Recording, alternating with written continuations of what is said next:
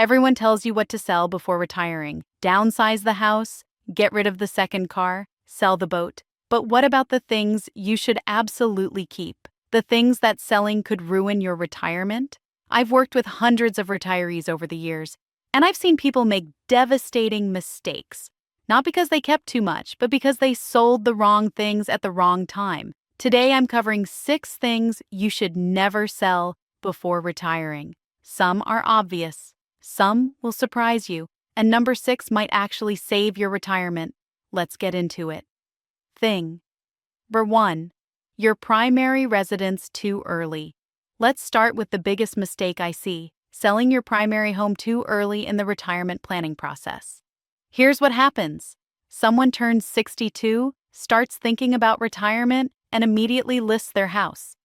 We'll downsize, free up equity, move somewhere cheaper. Sounds logical, right?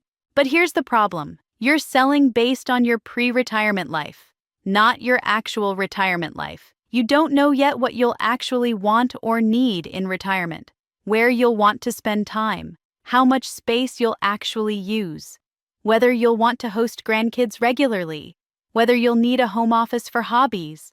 I had a couple who sold their 4-bedroom home the moment they retired, moved into a small 2-bedroom condo, freed up $200,000 in equity, felt great about the decision. They were excited about simplifying, no more yard work, lower property taxes, less to clean, until 6 months later. Their daughter had twins and needed help.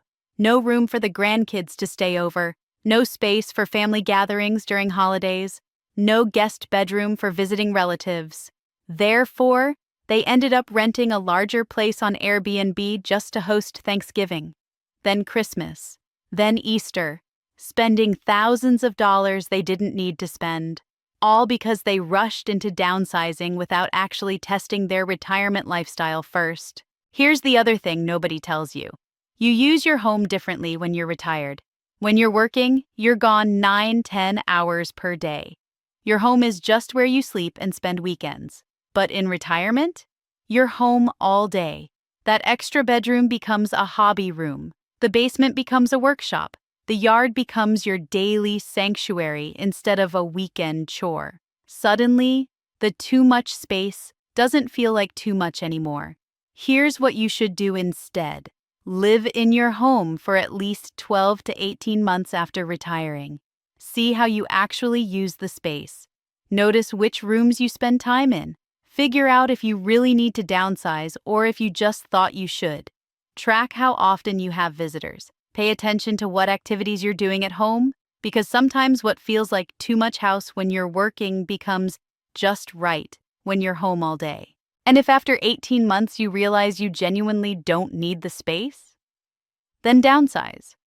But at least you'll be making the decision based on your actual retirement lifestyle, not some fantasy version of retirement you imagined while sitting in meetings all day. But here's the problem. You're selling based on your pre-retirement life, not your actual retirement life. You don't know yet what you'll actually want or need in retirement. Thing number 2. Investments that generate passive income. This one is critical, and most people get it backwards. Do not sell investments that generate reliable passive income just to boost your cash reserves. I see this all the time. Someone retires with $800,000 in investments. They own some dividend-paying stocks generating $2,000 per month, maybe a rental property bringing in $1,500 per month, some bonds paying interest quarterly. But they panic about having enough cash in retirement. They lie awake at night thinking, what if we run out? So they sell everything, convert it all to cash or money market accounts, and they feel safer because they see a bigger number sitting in their checking account. Here's the problem. You just killed your income stream. Those dividend stocks were paying you money every single quarter. That rental property was generating cash flow every month. Those bonds were paying interest like clockwork.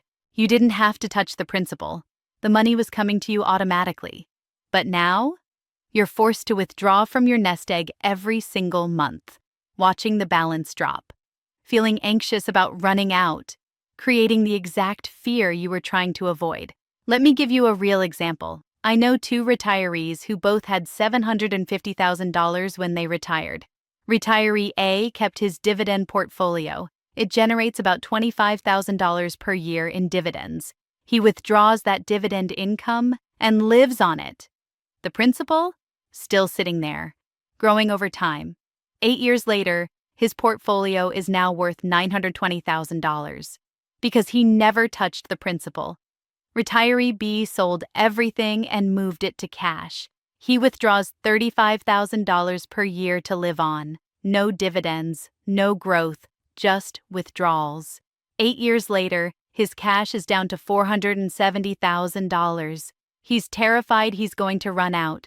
Both started with the same amount. One has nearly $1 million. The other has less than half of what he started with. The difference? Income-generating assets. Therefore, the rule is simple. Keep investments that pay you to own them. Dividend aristocrats that increase payouts every year. Rental properties with stable long-term tenants. Bond ladders that generate predictable interest. REITs that distribute income monthly. These are your retirement salary. And unlike your old job, they don't require you to show up at 8 a.m. They don't require you to do anything. The money just shows up. Now, I'm not saying never rebalance. If you're 100% in growth stocks at age 64, yes, you need more stability. If your portfolio is too aggressive, absolutely adjust it. But don't liquidate income-generating assets just to feel like you have more cash sitting around. Because cash sitting in your account, earning 0.5% isn't working for you. Income-generating investments are. They're your employees working 24/7 to pay you. Don't fire them. And if after 18 months you realize you genuinely don't need the space, then downsize. But at least you'll be making the decision based on your actual retirement lifestyle, not some fantasy version of retirement you imagined while sitting in meetings all day. But here's the problem. You're selling based on your pre-retirement life, not your actual retirement life. You don't know yet what you'll actually want or need in retirement. Thing number 3, your health insurance bridge. If you're planning to retire before 65, this one is absolutely critical. Do not leave your job until you have a clear health insurance plan for the gap years before Medicare kicks in. And that might mean keeping certain assets or income sources you were planning to eliminate. Here's why this matters so much. Health insurance between ages 60-65 can cost $2,500 to $2,500 per month for a couple. That's $18,000 to $30,000 per year, just for insurance. Before you pay a single medical bill, before any copays or deductibles. That's just to have coverage. And if you think, I'll just skip insurance for a few years, let me stop you right there. One medical emergency can cost $200,000 or more. A heart attack, a stroke, cancer diagnosis. Without insurance, that wipes out your entire retirement savings instantly. So you absolutely need coverage. Therefore, some people keep part-time work not for the money, but specifically for the health benefits. Others maintain certain investments specifically to generate income to cover these premiums. Let me tell you about someone I know who figured this out. He was planning to retire at 62, had his finances in order, was ready to go. He was also planning to sell a rental property to simplify his life. Less management, less hassle, less to think about, made sense. But when he sat down and calculated health insurance costs until Medicare at 65, he realized something important. Keeping that rental property and using the rental income to pay health insurance premiums was way smarter than selling it. Because the rental income was $1,800 per month, his health insurance premium was $1,600 per month. The numbers basically worked out perfectly. Therefore, he kept the property until he turned 65. Once Medicare kicked in, then he sold it. Because at that point, he didn't need that income stream for insurance anymore. Another option? Some people do consulting work 1 or 2 days per month. Not because they need the money, but because that consulting gig comes with health benefits from the company. They work just enough to qualify for group insurance, which is way cheaper than individual marketplace insurance. The point is, Don't sell assets or quit income sources that could help you bridge the health insurance gap. Because one medical emergency without insurance could wipe out years of retirement savings. And that risk isn't worth it just to simplify your finances a year or two earlier. 3 years of keeping a rental property or doing light consulting is nothing compared to the financial devastation of a major medical event without coverage. Don't fire them. And if after 18 months you realize you genuinely don't need the space, then downsize. But at least you'll be making the decision based on your actual retirement lifestyle, not some fantasy version of retirement you imagined while sitting in meetings all day. But here's the problem. You're selling based on your pre-retirement life, not your actual retirement life. You don't know yet what you'll actually want or need in retirement. Thing number 4, your professional network and skills. This one isn't physical, but it's just as valuable as anything else on this list. Do not completely burn your professional bridges or let your skills completely atrophy. Here's what I mean. A lot of people retire and immediately go completely dark. Delete LinkedIn, stop returning calls from old colleagues, let certifications expire, completely disconnect from their industry. They change their email signature to retired and never look back. And they feel liberated. No more emails, no more meetings, no more work talk. Finally, free. But here's what happens 18 to 24 months into retirement. Maybe you realize you're more bored than you expected. Or your investment returns aren't what you projected. Maybe your spouse needs expensive medical care you didn't anticipate. Or inflation is eating into your budget faster than planned. And you think, maybe I should do some part-time consulting work. Just a little bit. Except now you've been completely out of the game for 2 years. Your network thinks you've disappeared off the face of the earth. Your skills are outdated. The industry has moved on. Your certifications expired last year. And getting back in becomes 10 times harder than it needed to be. I've seen this happen so many times. Someone tries to do consulting work 2 years after retiring. They reach out to old contacts. Half of them don't respond. They've moved on. The other half aren't sure if this person is even serious or just dabbling. And suddenly, getting even a small project becomes a massive uphill battle. Therefore, the smart move is this. Keep one foot in the door for at least the first 2 to 3 years. Not because you plan to work full-time, not because you're not really retired, but because having the option to work is incredibly valuable. This might look like staying active on LinkedIn. You don't have to post every day, but don't delete it. Keeping up one key professional certification, the one that matters most in your field. Having lunch with former colleagues once every few months. Attending one industry conference per year. Not to network aggressively, just to stay visible. Maybe doing one small consulting project every 6 months, just to keep your skills sharp. This doesn't mean you're not retired, it means you're keeping your options open. And here's the psychological benefit that nobody talks about. Having the option to earn money reduces anxiety about spending money. When you know you could generate $20,000 or $30,000 with a few months of part-time work if you needed to, you feel way more comfortable spending your retirement savings. Versus feeling like you're on a fixed, declining resource with absolutely no way to replenish it if something goes wrong. That optionality is worth its weight in gold. One retired executive I know does exactly 4 consulting days per year. That's it, 4 days. But those 4 days generate $8,000 in income. More importantly, those 4 days keep his network active and his skills current. So if he ever needed or wanted to do more work, he could ramp up in a month. That optionality is worth way more than the $8,000. It's peace of mind. Don't fire them. And if after 18 months you realize you genuinely don't need the space, then downsize. But at least you'll be making the decision based on your actual retirement lifestyle, not some fantasy version of retirement you imagined while sitting in meetings all day. But here's the problem. You're selling based on your pre-retirement life, not your actual retirement life. You don't know yet what you'll actually want or need in retirement. Thing number 5, the car that's paid off and reliable. This might seem small compared to the other items, but it matters more than you think. Do not sell a reliable paid-off vehicle just because it's old or you think you should upgrade before retirement. Here's the scenario I see constantly. You're about to retire. Your car is 8 years old. Nothing wrong with it. Runs great. Fully paid off. But you think, I'm starting this new chapter of my life. Maybe I should get something new to celebrate. So you sell the old car and finance or buy a newer one. Now you either have a $500 per month car payment for the next 5 years, or you just dropped $35,000 in cash. That's either $30,000 in payments or $35,000 out of your retirement savings. For what? A newer version of basically the same thing you already had? Here's the better approach.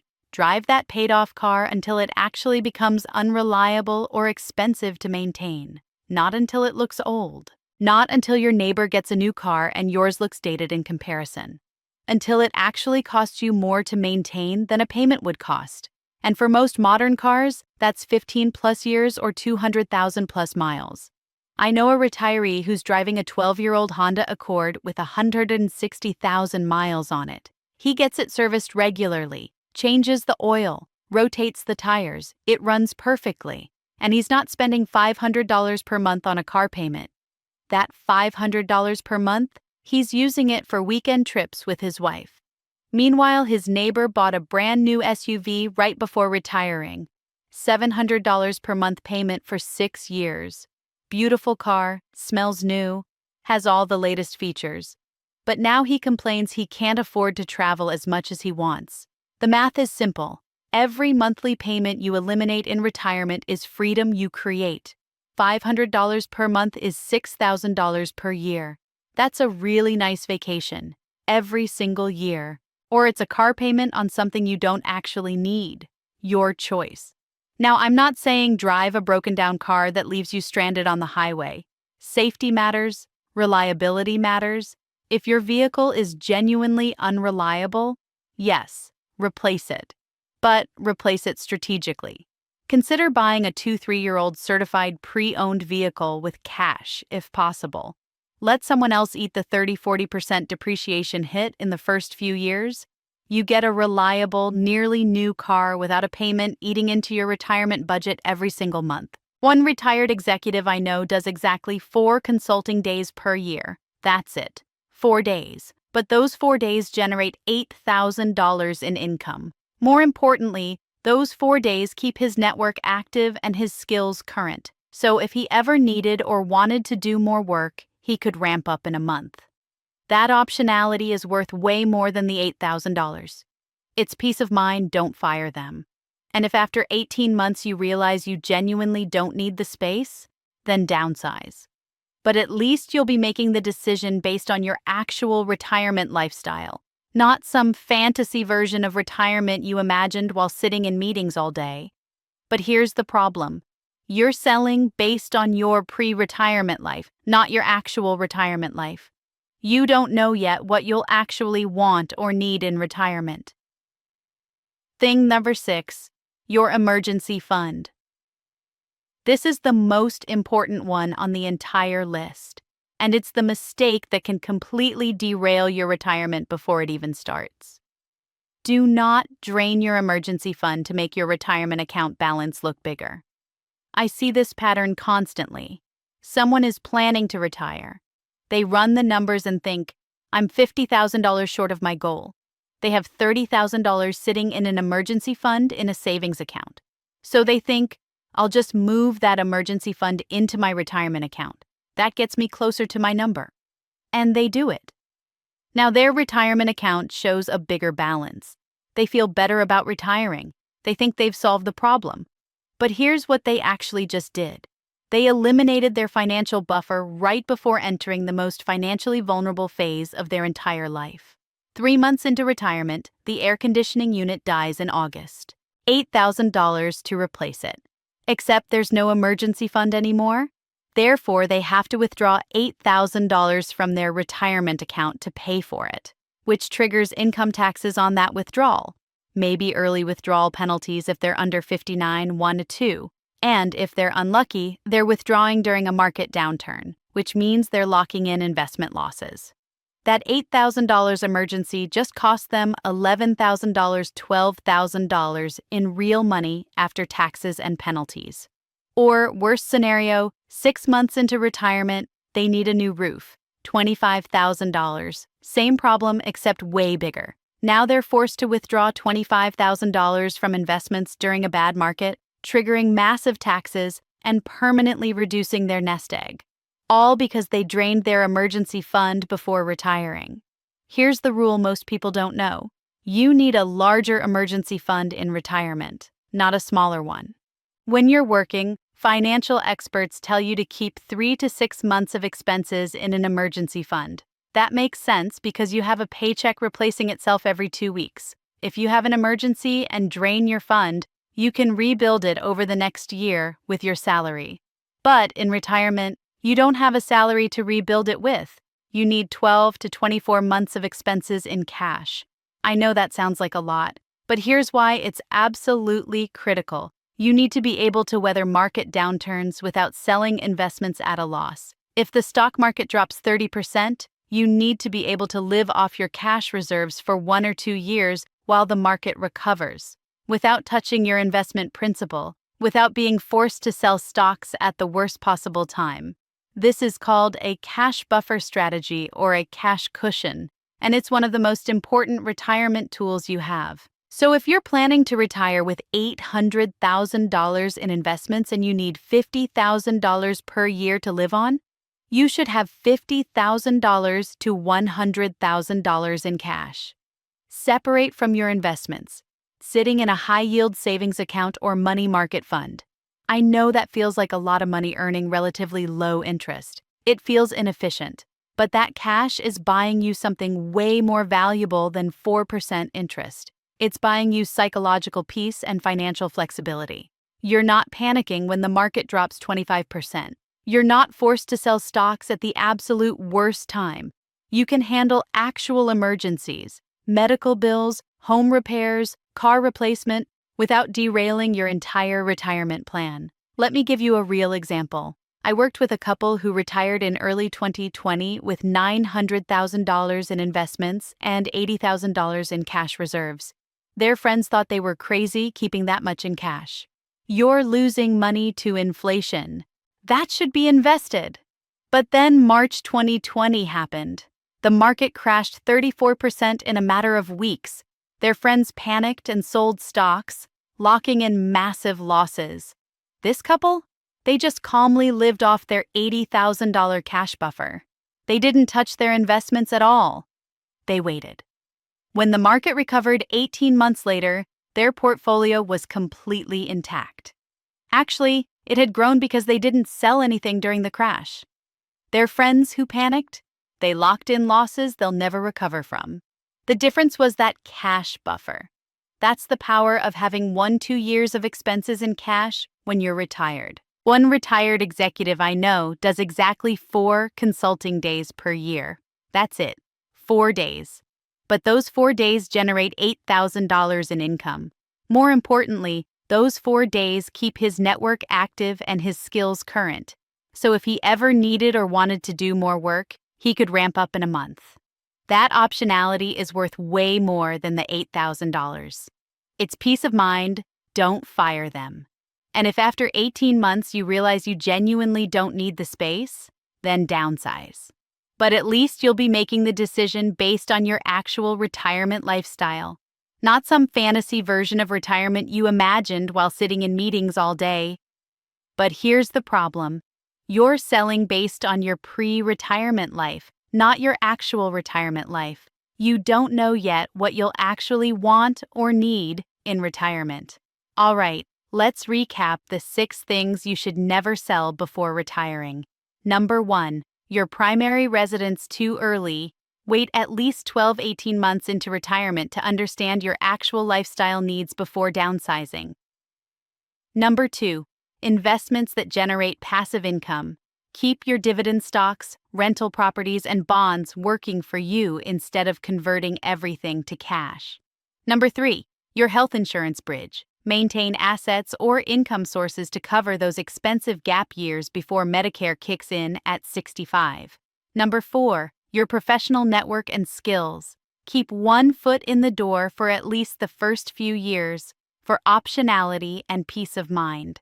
Number 5. A reliable paid-off car. Drive it until it's actually unreliable or expensive to maintain, not just because it looks old.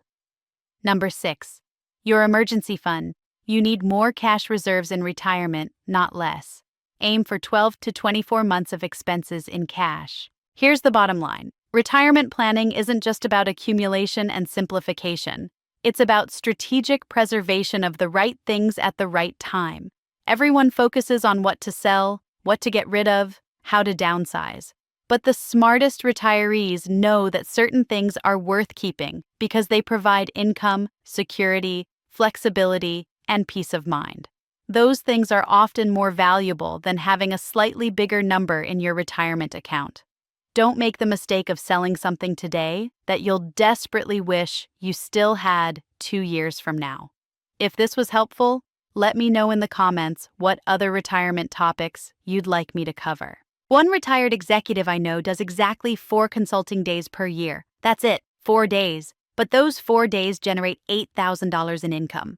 More importantly, those 4 days keep his network active and his skills current. So if he ever needed or wanted to do more work, he could ramp up in a month. That optionality is worth way more than the $8,000. It's peace of mind. Don't fire them. And if after 18 months you realize you genuinely don't need the space, then downsize. But at least you'll be making the decision based on your actual retirement lifestyle, not some fantasy version of retirement you imagined while sitting in meetings all day. But here's the problem. You're selling based on your pre-retirement life, not your actual retirement life. You don't know yet what you'll actually want or need.